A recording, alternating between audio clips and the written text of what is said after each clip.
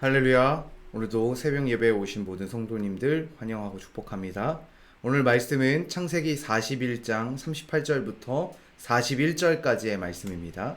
창세기 41장 38절부터 41절까지 한 목소리로 함께 같이 봉독하겠습니다.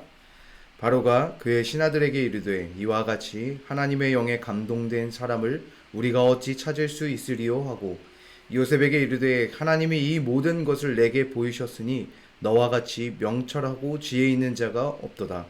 너는 내 집을 다스리라. 내 백성이 다 내 명령에 복종하리니 내가 너보다 높은 것은 내 왕자뿐이니라. 바로가 또 요셉에게 이르되 내가 너를 애굽 온 땅의 총리가 되게 하노라 하고. 아멘. 오늘도 이 자리에 모인 모든 성도님들 가운데 주님의 평안이 함께 하시길 바랍니다. 지금까지 계속해서 요셉의 여정을 통해 말씀을 나누고 있습니다. 오늘 드디어 요셉이 이제 하나님의 요셉에게 꿈을 보여주셨던 그 꿈의 성취의 첫 발자국이 시작되게 됩니다. 바로 총리의 자리에 오르게 되는 것입니다. 요셉의 삶의 여정은 매우 험난했습니다. 형제들로부터 버림받고 종으로 팔려 타지인 애굽의 땅에서 와서 종이 되었습니다. 그곳에서 열심히 살았기에 보디발 장군의 집에 재정을 관리하는 사람이 되기도 하였습니다.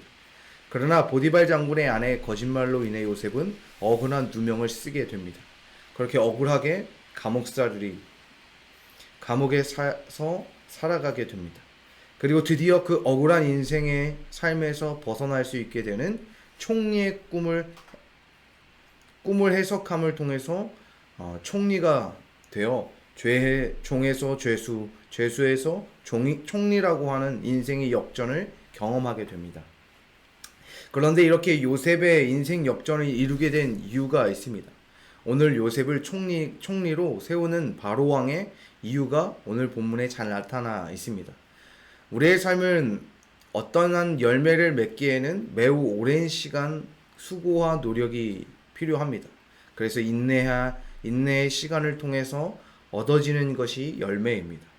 저희 첫째가 학교에서 심은 식물을 가져왔습니다.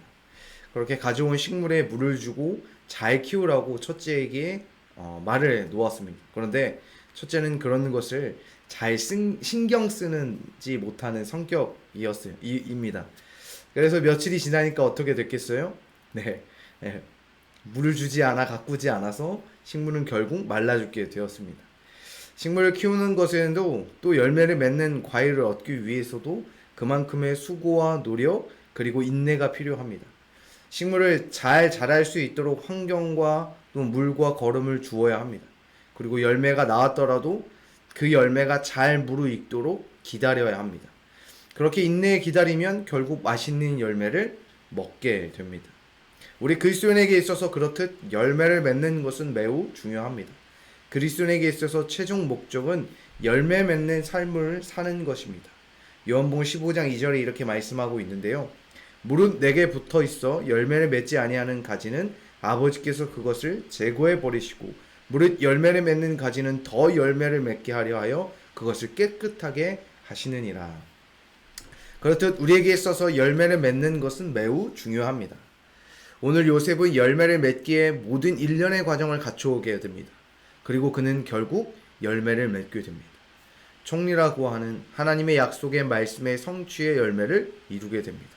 그래서 열매 맺는 자가 되기 위해 어떤 사람이 되어야 하는지 오늘 요셉을 통하여 함께 나누려고 합니다. 오늘 바로왕은 요셉을 이렇게 설명하고 있습니다. 하나님의 영에 감동된 사람. 영에 감동된 사람이란 무슨 의미일까요? 39절에 잘 설명하고 있는데요. 제가 읽어드리도록 하겠습니다. 요셉에게 이르되 하나님이 이 모든 것을 내게 보이셨으니 너와 같이 명철하고 지혜 있는 자가 없도다. 아멘. 영에 감동된 사람이 누구라고 그래요? 바로 명철하고 지혜로운 사람이라고 합니다. 그 이유는 특별히 신의 사람이라고 하는 이 당시에 신의 사람이라고 불리는 사람에게는 명철함과 지혜가 있다고 여겼기 때문입니다. 그렇듯 명철함과 지혜 있을 때 그 사람을 신의 대리자, 오늘 성경에서는 하나님의 영에 감동된 사람을 의미하는 것입니다. 그렇듯 우리가 열매 맺는 자가 되기 위해 우리에게 필요한 것은 먼저 명철함과 지혜라는 것입니다. 명철이라는 것은 지금의 상황과 환경을 잘 인식하고 이해하고 있는 것입니다. 지금 닥친 상황 판단을 잘 하는 것을 명철이라고 합니다. 갑작스러운 상황에 맞닥뜨렸을 때 당황하거나 우왕좌왕하는 것이 아니라 지금 필요한 것이 무엇인지, 지금 제일 먼저 해야 하는 것, 대처해야 하는 것이 무엇인지를 분별하는 능력이 바로 명철입니다. 누군가 물에 빠졌을 때 그냥 무작정 뛰어들어서 구하기보다는 주위에 물에 빠진 사람이 잡을 수 있는 줄이나 물건을 빠르게 찾아서 그것들을 잘 활용해 안전하게 구출할 수 있도록 하는 것. 우리에게 이러한 명철함이 있어야 합니다. 이것은 우리의 감정과 마음을 따라 행동하는 것이 아닙니다. 어떤 상황에 닥쳐오면 내 감정대로, 내가 하고 싶은 대로 행동하는 것이 아닙니다.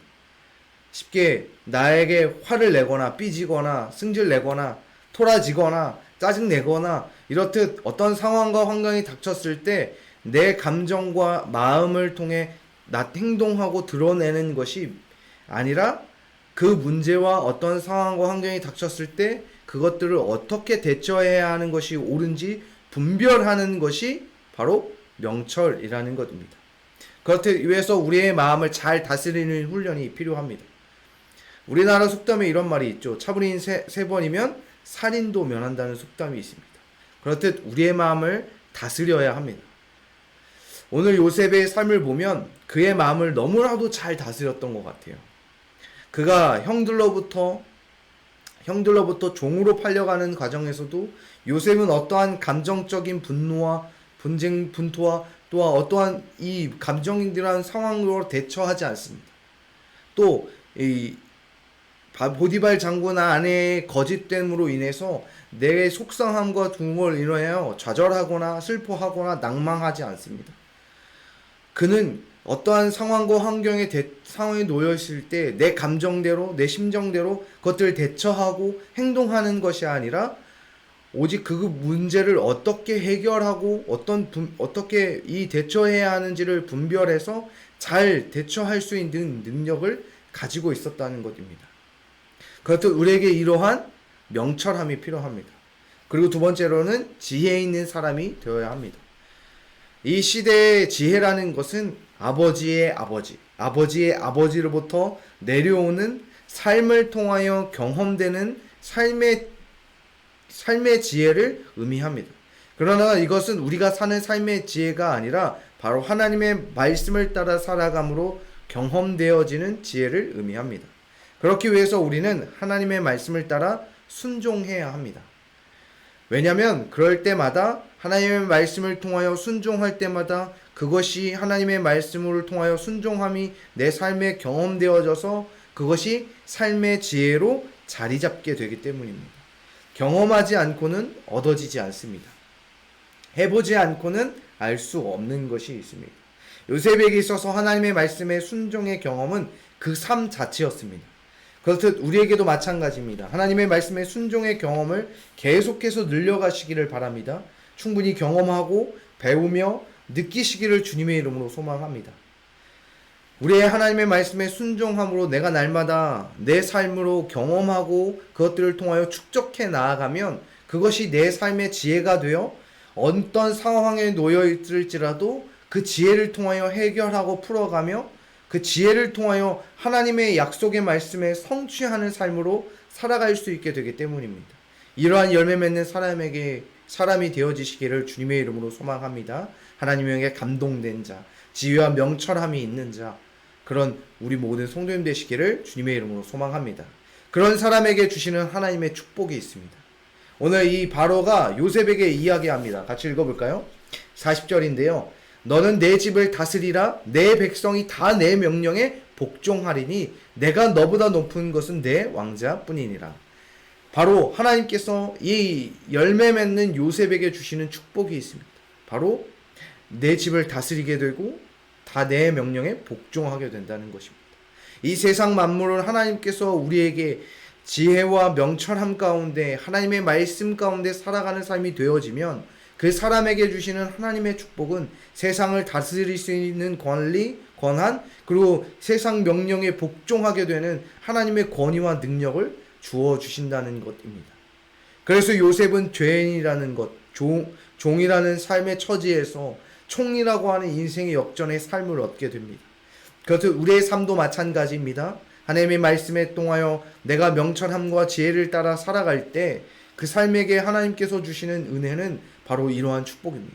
세상을 다스릴 수 있는 권리, 또한 세상이 복종하게 되는 권위, 그것이 하나님의 지혜와 명철함 가운데 살아가는 저와 우리 모든 성도님들에게 주시는 은혜와 축복이 되는 줄 믿습니다. 오늘 이 시간 그 축복이 저와 우리 모든 성도님들 가운데 가득하시기를 주님의 이름으로 소망합니다. 아멘.